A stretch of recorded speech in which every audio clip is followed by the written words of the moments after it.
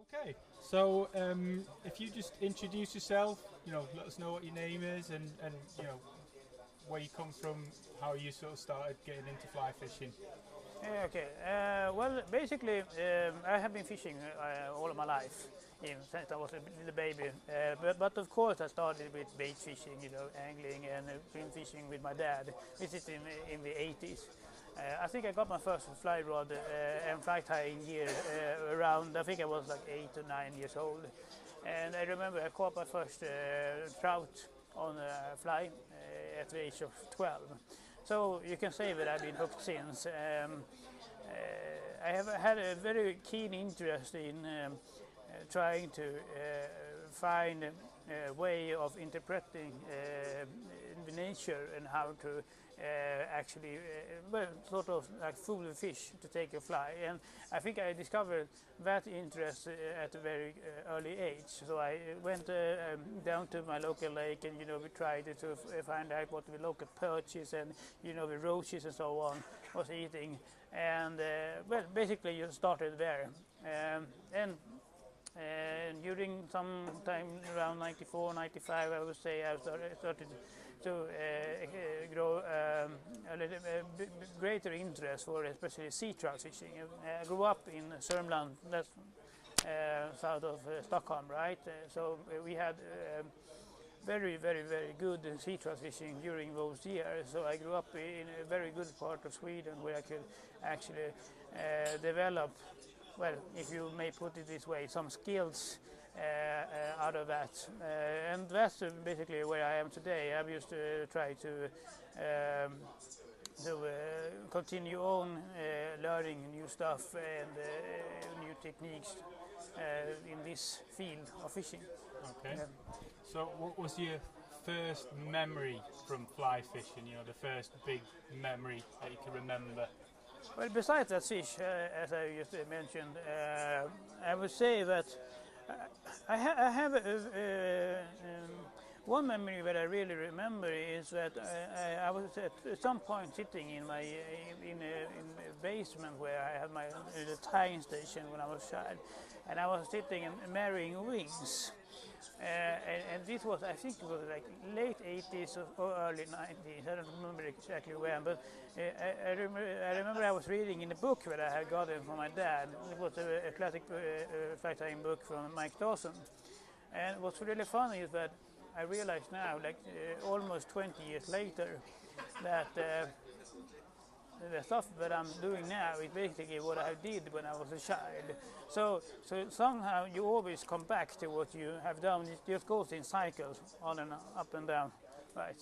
So that would probably be one of my first memories, actually sitting down there and marrying wings. Good. So, what is your favourite water? So, where do you like? Where's the favourite river, favourite lake? I get that question a lot. Actually, I do, and I tend to answer that I don't have anyone. Well, technically, that's not true. I do have some specific spots, but I prefer to say spots, not rivers or water.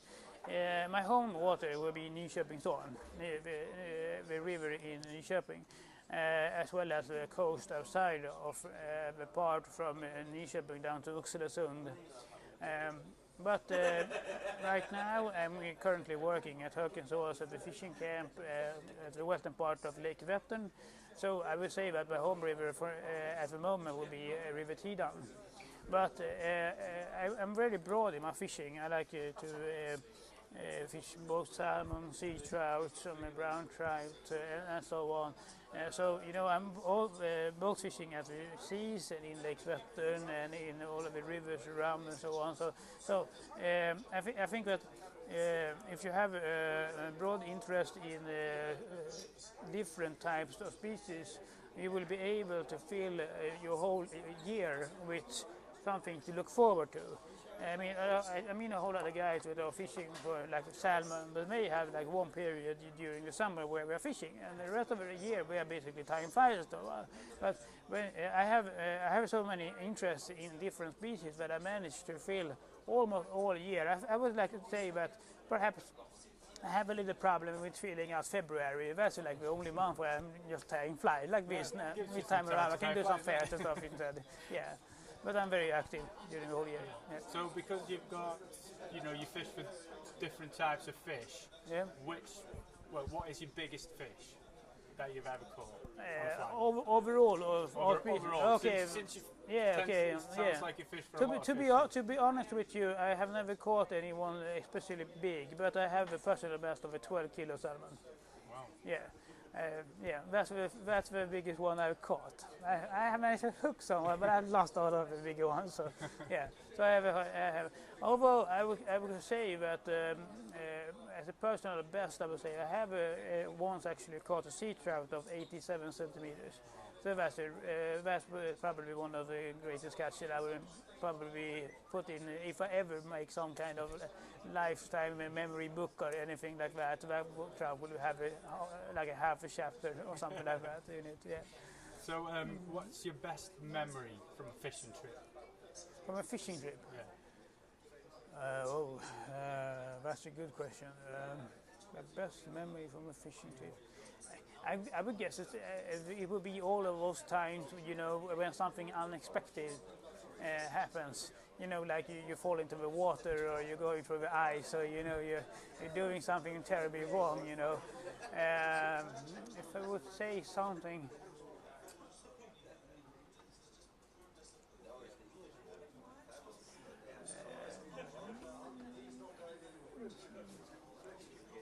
I have so many memories, so it's hard to pick something. But what would I say?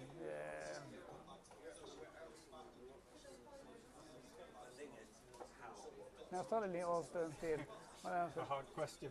Yeah. Well, I can tell you one memory that I do have actually, but this is not like perhaps the greatest catch, but I was over in the States a couple of years ago and fishing in the classic river Willowy Much in the Catskill Mountains, and I was approaching kind of like a pool in this river, and I had spotted a trout rising at the side of this little pool, and in the middle there were some branches and some trees just floating around. Like this was like like a backwater. I don't know the English term for this, but where you had like a stream going upstreams as well. Yeah, and I was very, very carefully approaching this trout, and all of a sudden I hear like a very, very loud noise, and it was like like a kaboom, and it was raining, and I had my hood on and so on, and I was looking like, oh shit, what was that? And I realized that the tree stem behind me was gone, and I was like, where the fuck did that tree went? I mean, a tree, it doesn't sink all of a sudden, right? So I started thinking, okay, so somebody took that big tree branch. How is that possible? And then it came up, floating up, so all of a sudden, like perhaps 10 meters or 12 meters downstream. And I was like, okay, now wait a minute. It had moved under the water of a distance of like more than 10 meters. And I started to realize when it came back floating with the river that it's not a tree branch, it's an American beaver. Have you seen an American beaver, anyone? No, I can tell you, they're fucking big. Yeah, they're fucking, they're so big that you don't even realize that that's an animal. So I was standing beside them, and they have their tails. And they make this very high splashing noise when they want to scare something off. So I have, obviously, I have come too close into them. They thought that I was disturbing them, or maybe they were afraid of me. And I was just interested in this rising trout, so they didn't want me to fish it. So I had to move out. But it's sometimes very scary when you can actually go fishing close by to an animal without even realizing that that's an animal, Yeah. So that was a rather fun memory, actually. Yeah. Sometimes it's not about the fish; it was happens around the fishing experience. Yeah. So now to your bit more about your tying. So what's the favourite type or style of fly that you like to tie? Actually, since I'm fishing for like a whole lot of species, I fish. I mean, as I told you, sea trout, salmons, brown trout, some graylings, some sharks, some pikes, some perches, and so on. I'm tying a whole lot of flies. But what I have, on the contrary to a lot of the other guys here, personally keen interested in, is fly fishing with sinking lines. You know, in some of these cases, you're not allowed to tell people that you're using single lines because that's forbidden, right? But I like to use single lines, so I've tried to develop a lot of floating streamers and eons and so on. Like, you know of a booby style technique, right? Yeah. But I've tried to use imitating patterns that floats instead of regular booby flies, because it's so much more effective if you fish with, like for instance, floating damsel nymph for a floating shrimp at the coast, something like that. So that's something that I do that I think that a whole lot of guys haven't really found out yet, because it can be very, very effective, this method. Yeah. So is it, well, like I say, you probably tie a lot of different types of flies, but is there a material that you like using a lot? Personally, actually, I've always liked deer hair, and I'm really not sure why, but you get a great buoyancy out of that, and it's easy to work with. Although it's very difficult to carry because you get all the fibers everywhere. But yeah, I like and I like CDC as well, of course. But overall, I would say deer hair, if anything. Yeah. Right. Okay, so now that you're here with all the other international fly tyers, who's like your favourite fly tyer, or who do you look up to? Who do you sort of seek inspiration from? All of them, really. I think that if by looking at other tyers and other styles of fly tying, you can always find some technique or some ideas to bring to your own tying. I mean, for instance, some of the techniques behind the classic salmon fly tying can be used in some of the modern day nymph tying and so on. So I think that you shouldn't be narrow-minded. You should try to keep an open mind to other style techniques, even if you're not to tie them yourself, because that way you will always come up with new ideas. Yeah. So have you got any particular sort of brand of hooks, or what is it? Brand of hooks that you use in particular? No, that you think are really good? No, actually, I'm one of the very few Italians here who are not actually any pro teaming or anything. I feel like I want to be able to use all of the materials that are available on the market. But I can say for personally, I use a lot of Tiemco and Partridge hooks as well. But overall, you will find me use probably something for, if not every brand, and a whole lot of brands on the market. Absolutely, yeah. So, have you got a favourite rod, reel, that sort of setup? Well, okay, we have a difference there, because I'm usually using a Sage rod. I really like Sage. And they have made some really nice rods during these past years. For reels, well, I go usually use Waterworks lamps on reels, simply because they are light and very durable, and the brake system is good. Yeah.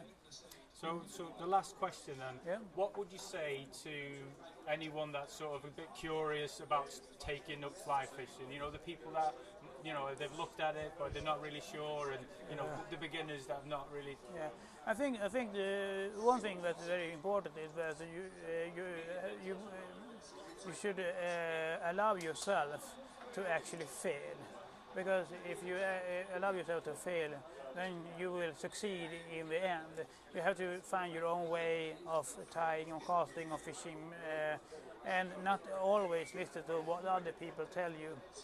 Also, you have to have a great deal of patience, and you have to remember to have fun. That's really important. You have to have fun. It's not always the big catches that are important, but you actually get something out of each experience, be it behind the vise or at the water. That doesn't matter, really. Yeah, I think that's it. Yeah. You have to keep it open mind, and you know, fly fishing and fly tying shouldn't be expensive. I mean, you don't have to buy the best or the most expensive gear, because in the end, it's what you make out of the water that will sort of like give you results. So just try to remember to have fun, and yeah, that would be. Thank you very much. No problem. Appreciate that. Thank you. Yeah, no problem.